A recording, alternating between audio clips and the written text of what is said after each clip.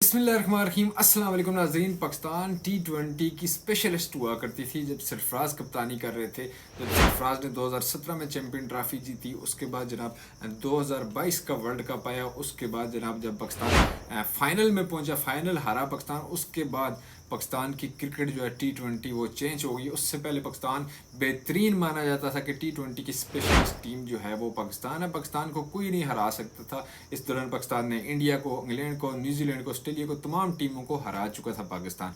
इस तरह की पाकिस्तान की क्रिकेट थी। लेकिन अब जिस जगह पे पाकिस्तान की क्रिकेट पहुंच चुकी है वो आपके सामने। न्यूजीलैंड के खिलाफ दूसरा मैच भी हार चुके, पहला जिस तरह से हारे वो भी आपने देखा, दूसरा भी हार चुके, क्योंकि हमारे पास जो बैट्समैन थे जिनके सारे हम चल रहे थे वो नाकाम हो गए, और जिनको ये कहा जा रहा था कि T20 का मटीरियल ही नहीं है, उन्होंने जनाब फिर परफॉर्मेंस की, उन्होंने दिखाया जी हम कर सकते हैं। ऐसी बात करें 2022 के वर्ल्ड कप के बाद जो आपने पाकिस्तान की टीम में सबसे बड़ी जो हार की वजह बनी है वो ये बनी है कि पाकिस्तान की टीम ने 2022 के बाद तकरीबन 40 प्लस क्रिकेटर जो हैं उनको इनके चांस लिया है। पाकिस्तान ने 40 प्लस क्रिकेटर को चांस दिया है अपनी T20 टीम में, जिसमें कामयाब जो हुए वो 2-3 हैं, और जो स्पेशलिस्ट थे बॉलर वो भी जनाब बाहर बैठे हुए हैं। लेकिन हमारे जो बॉलर कुछ अर्सा चले, जिनको कहा जाता था पाकिस्तान की टॉप क्लास की बॉलिंग है, दुनिया की नंबर 1 बॉलिंग है, वो कुछ ही अर्सा बॉलिंग रही। उसके बाद अब आपके सामने ही जिस तरह से मार पड़ रही है इनको, हारिस रऊफ को, शहनशाह अफरीदी को, नसीम शाह को चैंपियन ट्रॉफी में जिस तरह से मार पड़ी,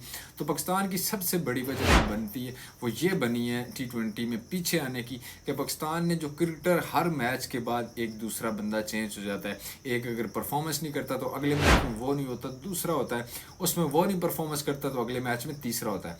अब बात करें, सबसे पहले जनाब डेब्यू हुआ बाबर आजम का, मोहम्मद रिजवान का, उसके बाद शहनशाह अफरीदी का डेब्यू हुआ, मोहम्मद हारिस रऊफ का हुआ, मोहम्मद हारिस का हुआ, साइम अयूब का हुआ, फ़खर जमान का हुआ। अब जो T20 के यानी कि बेहतरीन बल्लेबाज थे पाकिस्तान के पास T20 में, जिन्होंने तकरीबन 800 प्लस या 700 प्लस रन्स बनाए हुए T20 में, वो अब आपकी टीम का हिस्सा ही नहीं है। पाकिस्तान ने चैंपियन ट्रॉफी हारी है, जो वो हारी है पाकिस्तान ने जनाब ODI फॉर्मेट में, लेकिन पाकिस्तान ने चैंपियन ट्रॉफी के बाद जो तब्दीली की है वो T20 में कर दी जनाब, के हमारे पास T20 के बैट्समैन जो हैं वो नहीं है, हम इसलिए नए लड़कों को ट्राई करने जा रहे हैं। नए लड़कों को फिर ट्राई किया तो वो आपके सामने ही है। अब बात करें हाईएस्ट परफॉर्मेंस की T20 में, तो सबसे पहला नाम आता है जी बाबर आजम का, उसके बाद मोहम्मद रिजवान, फ़खर जमान, फिर साइम अयूब आते हैं तीसरे या चौथे नंबर पे साइम अयूब आते हैं। बाबर और रिजवान की इस तरह की परफॉर्मेंस है T20 में। स्ट्राइक रेट रिजवान का थोड़ा नीचे है, 120 के करीब है, लेकिन बाबर आजम का 130 से प्लस है, यानी कि उनका जो नेचुरल है उससे ज़्यादा है जो ODI में होता है।